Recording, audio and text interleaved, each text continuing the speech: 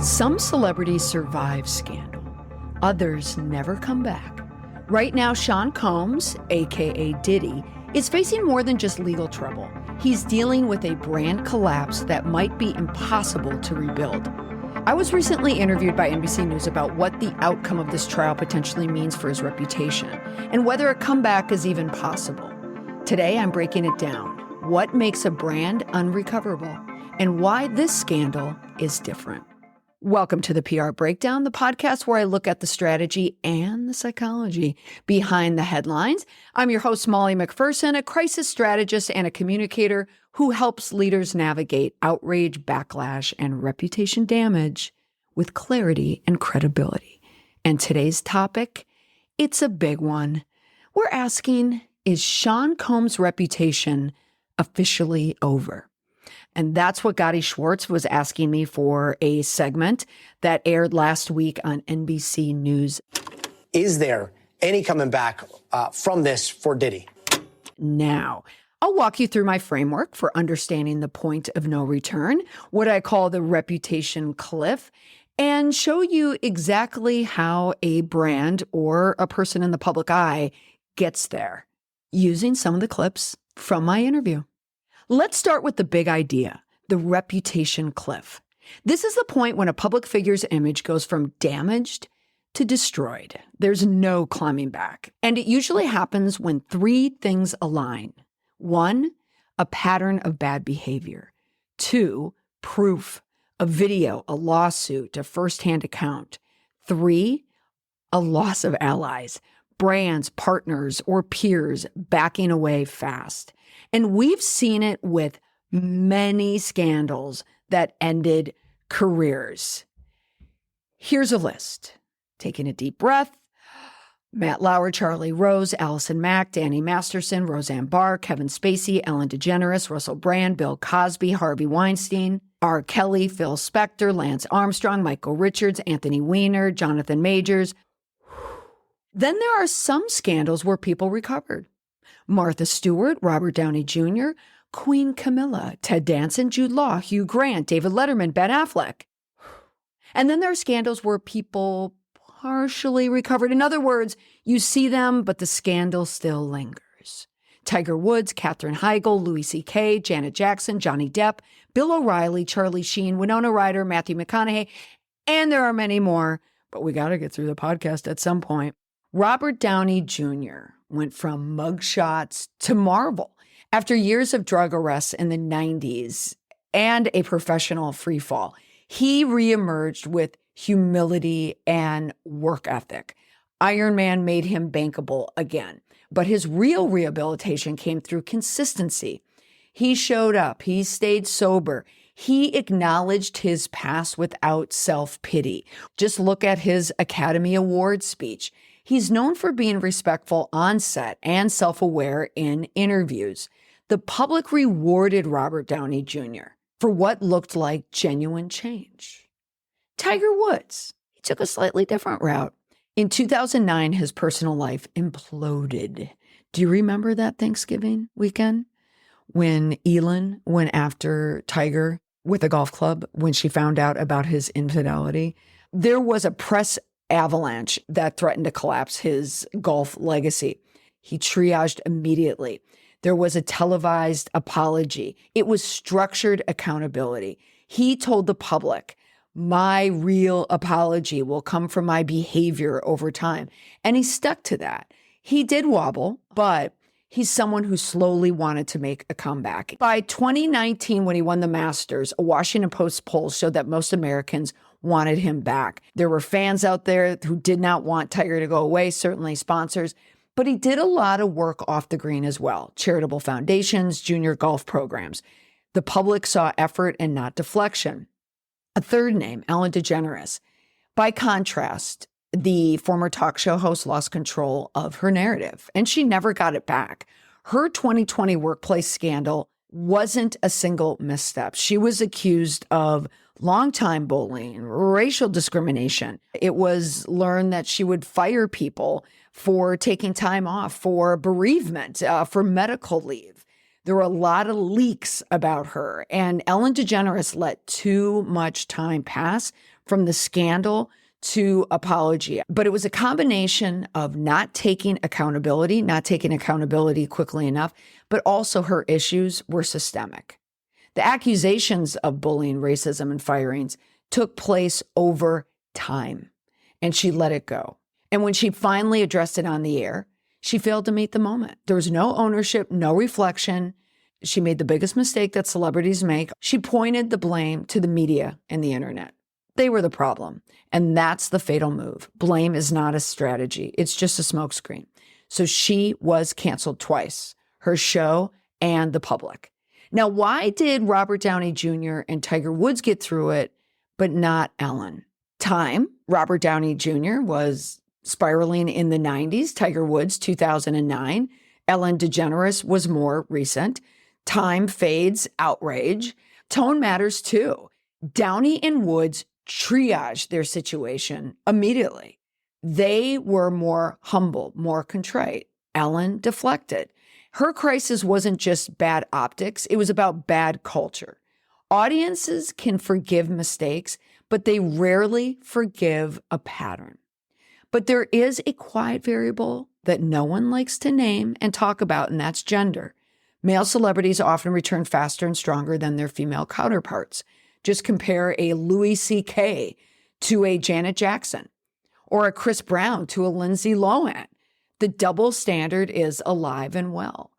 But the most overlooked factor in crisis response, in my opinion, is this: who is the victim? If the celebrity is the only victim, the road back is easier. Robert Downey Jr. was his own cautionary tale. Tiger Woods' damage, while personal, didn't extend to workplace or staff. It was his wife and his family and sponsors, but certainly was more contained. But Ellen's victims weren't abstract. They were her employees. And when a scandal involves many people with less power, the path back narrows. Think Harvey Weinstein. Think Bill Cosby. Think Kevin Spacey. Think about who gets hurt and how publicly. And the real question now is, where does Sean Combs land? Let me give you some background in the case before we dive deeper into scandal. In late 2023, the singer Cassie Ventura filed a bombshell lawsuit against Sean Combs, alleging years of abuse, coercion, and rape. The civil case was quickly settled out of court, but it opened the floodgates. Since then, at least 60 other women have come forward with similar allegations. Federal investigators conducted a raid on his properties in Los Angeles and Miami. It was part of a sweeping investigation that reportedly includes sex trafficking, illegal drug use, and potential RICO charges.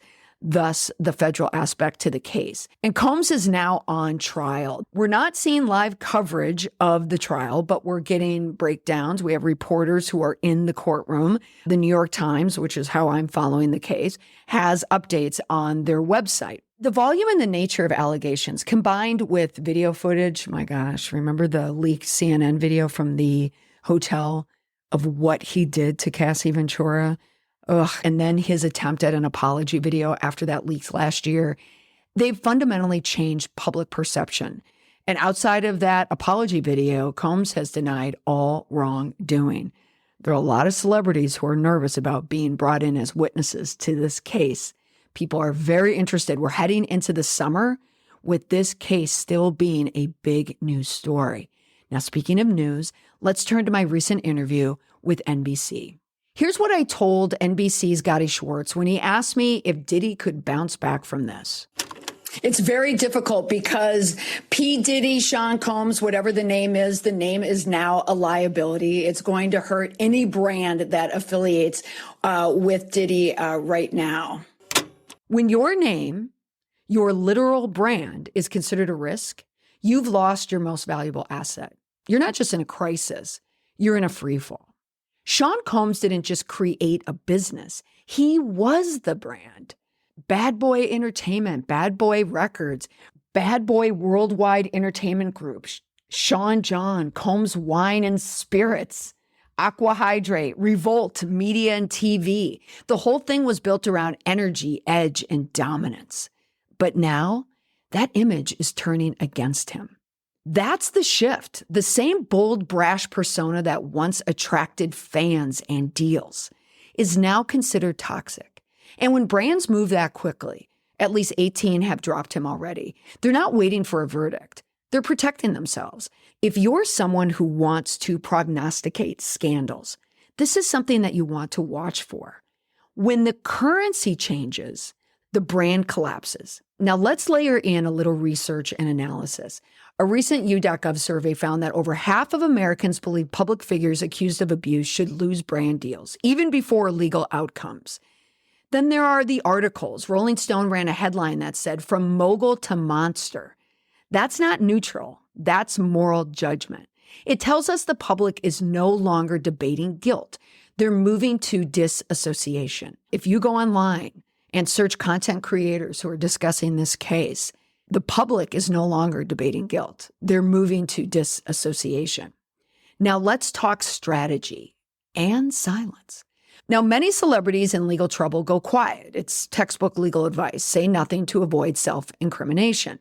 But there are a lot of recent celebrities who are given legal advice where they need to subtly use PR moves. They want associates. They want the press. Their publicists working overtime to plant stories, to get their version of events out there for the public to decide if they are guilty or not. So there's some influence on the jury. And in some celebrity court cases, Blake Lively, Ryan Reynolds, and yes, I am adding his name into the case, and Justin Baldoni and all the people involved, we are constantly seeing the machinations play out in social media that gets picked up in the news. But the court of public opinion moves a lot faster than the legal system. Any name that's associated with a trial, particularly in the Sean Combs trial, even someone who just attended a party hosted by Combs is going to be thrown into the algorithm, into the digital conversation. When your brand depends on influence, associations matter more than ever. So the question, can Sean Combs recover? In my view, he's already way over the reputation cliff. This isn't about rebranding. It's about being written out of the conversation. So what happens when your name becomes the crisis? Your boss's name, someone in the head of your company, someone who you work for. Here's the takeaway for leaders, communicators, or anyone just trying to understand how public trust works. Build trust before the crisis.